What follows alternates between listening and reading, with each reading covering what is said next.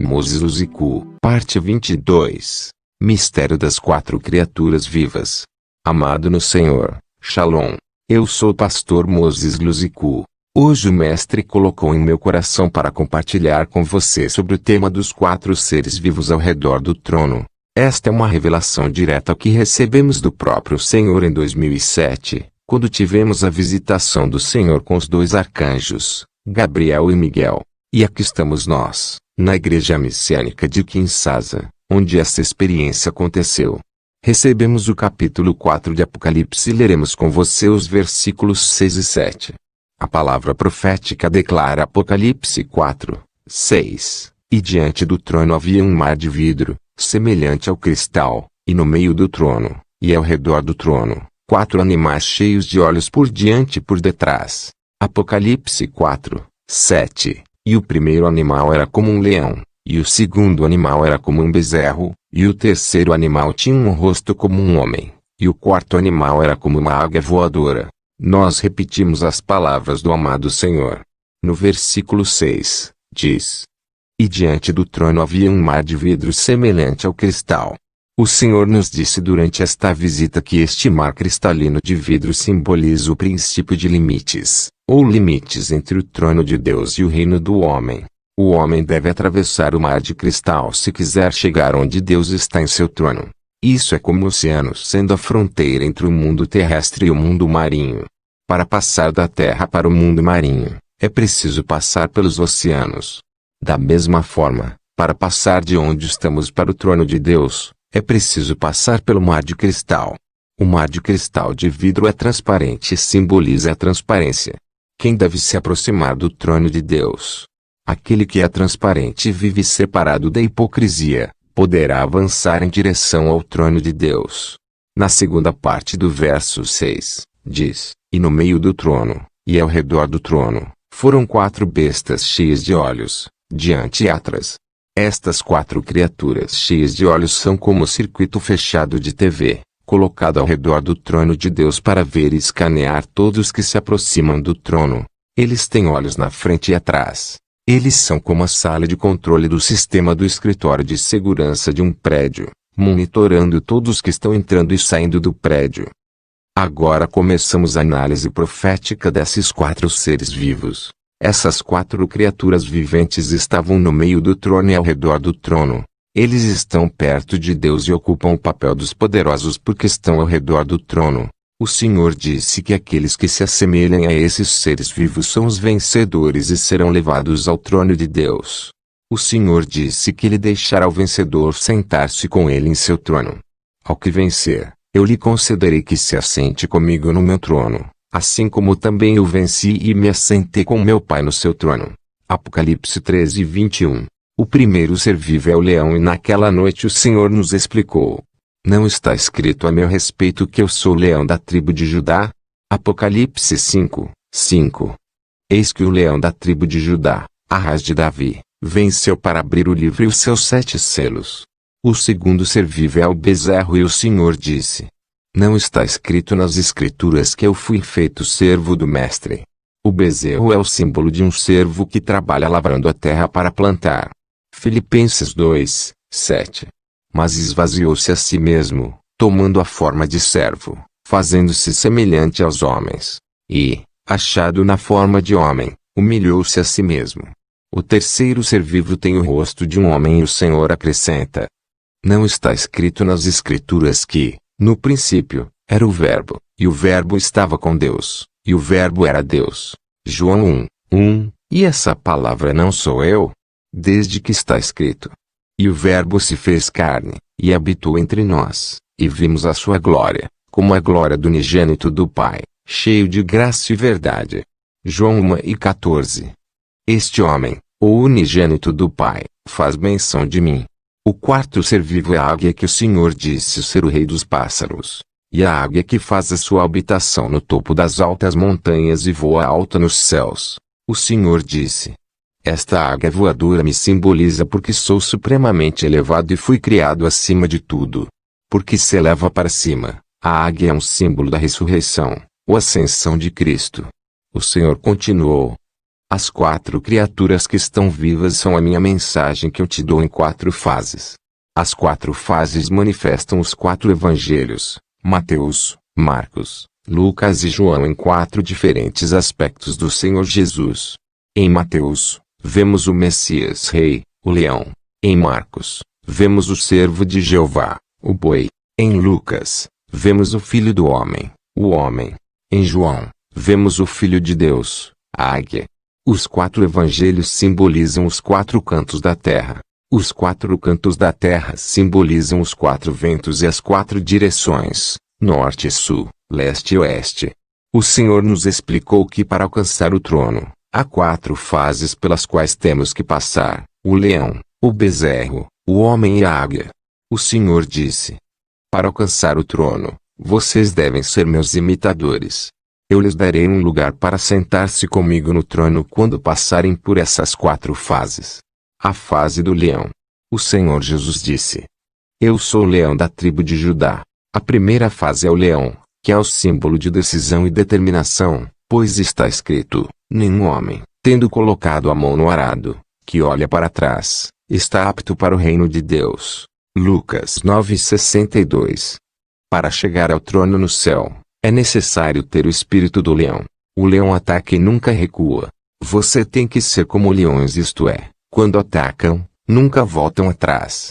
Os leões se aproximam do trono e essa aliança com o trono é o resultado e a culminação de sua decisão e determinação, de prosseguir e nunca recuar. Mateus 11:12. E desde os dias de João Batista até agora o reino dos céus sofre violência, e os violentos tomam pela força. Precisamos estar firmes com nossa decisão de buscar a Deus, para que possamos desenvolver a imagem do leão em nós. A fase do bezerro. Quando temos o espírito do leão em nós, procedemos ao desenvolvimento do espírito de servidão como um bezerro. O bezerro ou o novilho trabalha nas fazendas puxando coisas pesadas como arado para quebrar o solo, a fim de que as mudas possam ser plantadas. O bezerro é o símbolo do servo que ara a terra, no coração duro dos pecadores, para plantar a semente da palavra de Deus. Quando essas sementes se enraizarem e crescerem, os destinatários amadurecerão para amar um ao outro e servir um ao outro. O bezerro é a imagem da consagração para o ministério.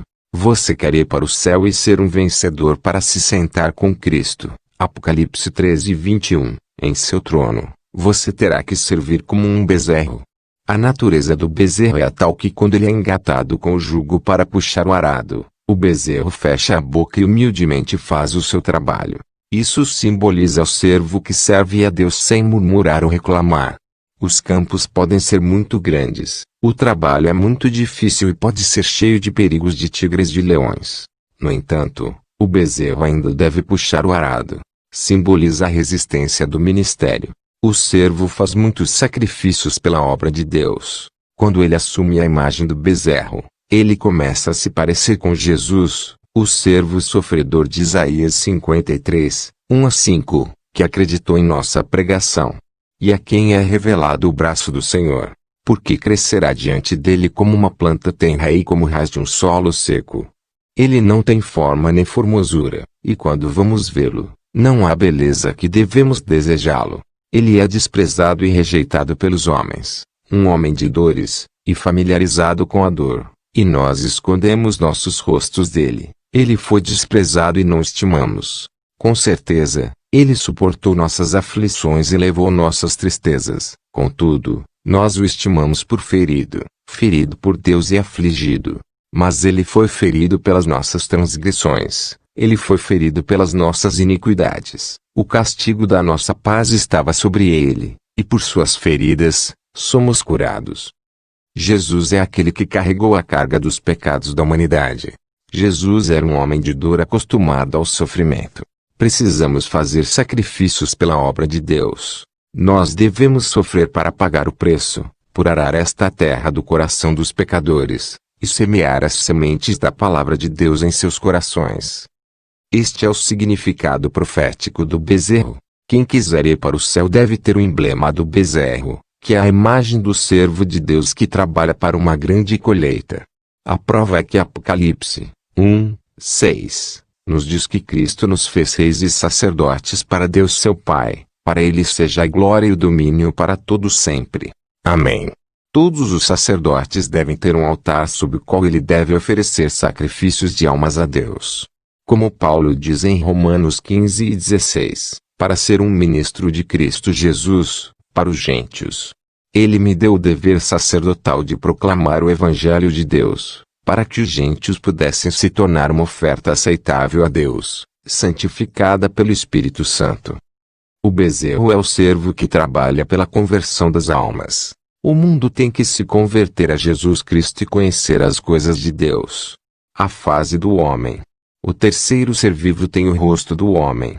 Entre os 4 seres vivos, 2 são animais, um é um pássaro e um é o homem. Porque há um homem entre os animais. Para alcançar o trono, é preciso ser como os 4 seres vivos e isso inclui ter a natureza do homem distinto. Durante a criação do mundo de Deus, Deus disse em Gênesis 1:26-27, façamos o homem à nossa imagem, conforme a nossa semelhança, e que eles tenham domínio sobre os peixes do mar, e sobre as aves do céu, e sobre o gado e sobre toda a terra, e sobre tudo que se arrasta sobre a terra. Então Deus criou o homem à sua imagem, a imagem de Deus o criou, macho e fêmea os criou. O terceiro ser vivo tendo a face de um homem é a profissão da imagem de Deus.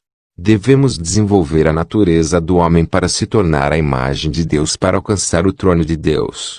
O homem deve desenvolver a imagem e a natureza de Deus para se distinguir dos milhares de criações. É por isso que vemos um homem entre os 2 animais e um pássaro. O homem é o único entre os 4 seres vivos que pode desenvolver a imagem e a natureza de Deus. Paulo diz em 2 Coríntios 13:18, mas todos nós, com o rosto aberto contemplando como um espelho a glória do Senhor, são transformados na mesma imagem de glória em glória, como pelo Espírito do Senhor. Entre os seres criados, apenas o homem é dotado de consciência e inteligência. Os animais não têm a capacidade de temer a Deus. O homem é o único que pode ter o temor de Deus, como Eclesiastes 12:13 diz. O fim do assunto, tudo foi ouvido. Teme a Deus e guarda os seus mandamentos, porque este é todo o dever do homem. 2 Coríntios 7:1, visto que temos estas promessas, amados, purifiquemo-nos de toda a contaminação de corpo e espírito, levando a santidade à plenitude no temor de Deus. O significado profético do homem entre os 4 seres vivos é ter a imagem de Deus e o temor de Deus para chegar ao trono de Deus. A fase da águia. O 4º ser vivo é a águia. Tem asas espalhadas em posição de voo. Isaías 40:31. Mas os que esperam no Senhor renovarão as suas forças. Eles subirão com asas como águias. Eles correrão, e não se cansarão, e andarão e não desfalecerão. As águias correm e não se cansam. Eles andam e não desmaiam. A águia já está no reino celestial sem qualquer resistência ou apego terrestre. A águia é o rei dos pássaros e vai mais longe e mais alto. Quando a águia voa, levanta as asas e levanta as pernas. As pernas levantadas simbolizam seu distanciamento das coisas terrenas e mundanas. O Senhor Jesus disse: Eu ordeno a vocês, meu povo, que se separem da terra. Quando vocês colocam sua fé em mim, vocês se tornam senhores. É necessário evitar as coisas desta vida terrena. À medida que a águia voa mais longe e mais alto, ela vê vastas paisagens num piscar de olhos. Estabelece seu coração em objetivos muito grandes. Águias são aquelas que veem objetivos muito grandes quando andam comigo. Águias são aqueles que acreditam que é capaz de fazer muito mais do que tudo o que pedimos ou pensamos, segundo o poder que opera em nós. Êxodo 13:20. O Senhor disse que a águia tem tendências para subir mais e mais alto no céu. Aqueles que têm a imagem da águia têm a tendência de ir além e acima nas coisas do Senhor. O Senhor acrescentou que a águia é um pássaro das montanhas, o que significa ser uma águia. É preciso buscar a presença de Deus todos os dias. Está escrito de Jesus que ele frequentemente subia para as montanhas para orar. Mateus 14:23, nos diz: E quando ele enviou as multidões, subiu a um monte para orar, e quando a noite chegou, ele estava lá sozinho.